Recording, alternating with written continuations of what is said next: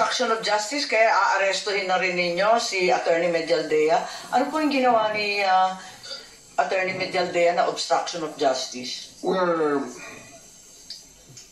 about to load an arrested person into a plane to transport him to the tribunal who issued the warrant. And Attorney Medialdea is preventing us from doing that. He shouted at us and intimidated us, including the president intimidating me. Alam ko, malaking tao si Attorney Medialdea, pero hinarang ba kayo? Tinulak ba kayo? Wala namang ginawa eh. Hindi naman nagandaan sa salita yung obstruction eh. He did, ma'am. So, I do believe that under that circumstances, I have to arrest him and I do believe that I used the reasonable force to ensure compliance for him to step aside for us to load the former president to the plane.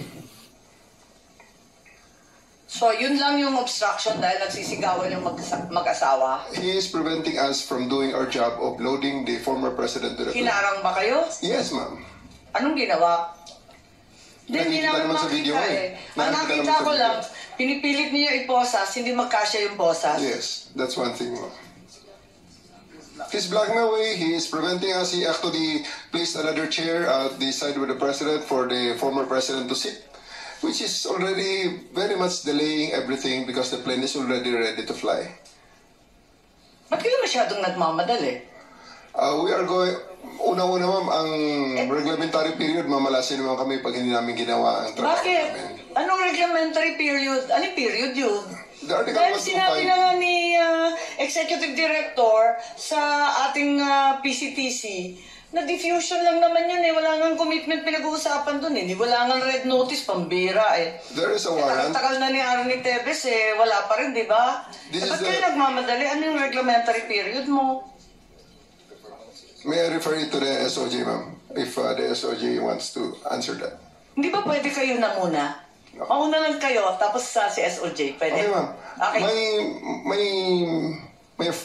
My main processes during the time is that I have implemented a warrant, and it is therefore the person is already arrested by virtue of a legal warrant, and Article 125 comes to play of the revised penal code, which is entitled Delivery of Persons Legally Arrested to the Proper Judicial Authority, and I do believe at this point the judicial authority will be the ICC. Therefore, I have to abide with that Article 125 of the revised penal code. So, inaamin mo warrantless arresto? Kasi yung Article 125 ng RPC does not apply kung may warrant. So, inaamin mo walang warrant? At the many stages, ma'am, all the many other, more other laws. Mind, General Torre, warrantless arrest ba to o may warrant? Kasi ang liwanag naman ng Article 125 eh, ng revised penal. I do believe that I have a warrant at this time. I just don't want to be... Di walang reglementary period. Mamili ka. Kapag warrantless arrest, edi may period. Kapag may warrant, walang period. Just the same, ma'am, I have to deliver him to the judicial proper authority.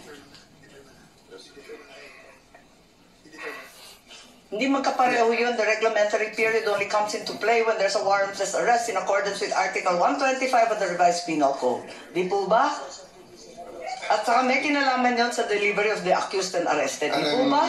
And I'm being cautioned by the DOJ, ma'am, that it may be sub judice already to discuss that because of the habeas corpus pending in the Supreme Court, ma'am. Tinitingnan po natin talaga ano ba talaga ang ICC? Ang ICC ay tinatag upang habulin yung mga individual na lumabag sa batas ng tao at sa batas ng Diyos. Yun ang pagkakaunawa ko.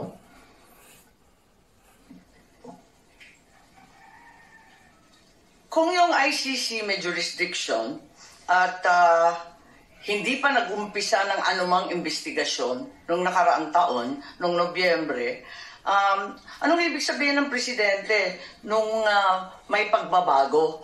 Nung sinabi niya na hindi tayo hahadlang, pero hindi rin tayo magko-cooperate. Ba't na sinabi yon? Biglang iba na ang tono, biglang nagbago. Kayo nga nagsabi, dapat talaga nagbabago ang palaisipan ng tao. Ganun po talaga dapat ho. Hindi natin itataga sa bato ang pwede ho maging hindi totoo. Siyempre natututo tayo sa natatandaan po tayo. Tama. So, ang ibig sabihin, ang Pangulo nagbago rin ang palaisipan. Marahil po. So, ang sa kanya, may jurisdiction na pala. Hindi ko po pwedeng sabihin ang state of mind niya. Opo. Pero sinasabi ko lang, bilang tao, lahat po tayo pwede magbago ang pag-iisip. Hindi ko naman hinihingi yung state of mind po. Ang tinatanong ko lang, maliwanag naman yung statement na sinabi niya na pwede tayong magpapasok ng ICC sa ating bansa. Pwera lang kapag illegal ang ginagawa. Tama? Hindi po natin sinasabing imbitado sila rito. Hindi po natin sinasabi na haharapin natin sila. Ngunit ang tao mo ay labas-pasok sa Pilipinas. Pero hindi tayo ba- po ay mga being very hospitable people, we welcome all people who want to partake of the beauty of our country. Ayun po yung ating pinag-uusapan dito. Pero hindi po ba yung mas maagang mga statement, yung mga unang statement, talagang hindi daw siya lalahok sa anumang investigasyon. Ngayon, hahayaan lang niya. Tama po. Marahil po, marahil. nagbago. Sabi ko nga ho, Nagbabago naman nga. Nagbabago naman ang pagtingin natin lahat sa buhay. Hindi naman po ang pagtingin natin nung tayo 20 anyos at ngayon ay pareho pa rin. Sana naman tumatanda rin po tayo.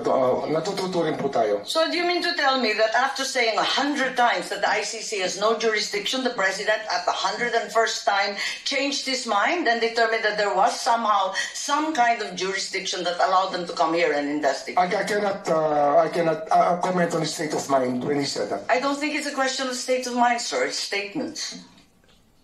His statement will speak for itself. When did the executive then change his mind?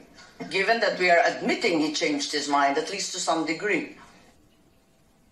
Well, I cannot agree to I mean, the question, ma'am, is very vague, if you ask me. Hindi, nagbago, di ba? Nung una, sabi niya talagang haharangan niya. Because I cannot, as I said earlier, ma'am, korte. Tapos biglang sinabi na bukas ang Pilipinas. Kung nag-iimbestiga sila, papasukin. Pwera lang pag may ginagawang illegal o may krimen. Again, I can say that hindi ko ako pwedeng magkomento sa state of mind niya. Kung paano ko nag-iisip ang Hindi ko Pangulo, naman hindi pa ako tinatanong kung magkomento. galit, wala naman akong tinatanong kung masaya. Yun ang state of mind. Ang tinatanong ko, doon sa sinabi, hindi ba maliwanag na nag-iba? Sabi ko nga ho, lahat tayo nagbabago ng pag-iisip sa pagdaan po ng panahon. Okay. Tayo po ay natututo naman ng unti-unti at nauunawaan natin ng gusto ang mga pangyayari sa paligid natin. Kung aaminin natin na nagbago ang pag-iisip, bakit? At kailan nagbago yung pag-iisip natin tungkol sa jurisdiction ng ICC? Bakit? At meron bang dahilan? Baka may alam ang DND, baka may alam ang NSC, para maintindihan natin kung saan na tayo ngayon. Kasi tayo ay nag-iimbestiga in aid of legislation. Gusto ko malaman saan ba tayo patungo. Ano na ba ngayon? Palibasa, eto nga, admitido natin, nagbago. Kung nagbago, saan na tayo ngayon? Siguro po yung pag-unawa po ng ICC jurisdiction. Kasi nung nag-a-apela pa tayo sa ICC, na sinasabi natin na hindi tayo saklaw dito, marahil yung isang pag-iisip natin sa katotohanan na ang hinahabol ng ICC ay hindi naman bansa, ngunit individual. Marahil yun po yung pag-unawa na nagbago sa ating lahat. Kasi hindi naman po estado natin ang hinihimok ng ICC, kundi po yung mga individual dito na nagkasala at yung naging biktima po ng mga krimen at ng mga pamilya po ng mga biktima ng mga pagpatay ng panahon na yun. What is the right to invoke self-incrimination? You go to jail for the violation of Batas Pambansa number 22. What is the difference between legal separation and divorce in the Philippines? Who can avail a probation or parole? What are our online responsibilities and risk mitigation to prevent cyber libel? And come in the return of military bases in the Philippines. Channel, subscribe, like, and comment. Charlie Pinto from Bigan City, Ilocos Sur. Salamat po, Yamanak.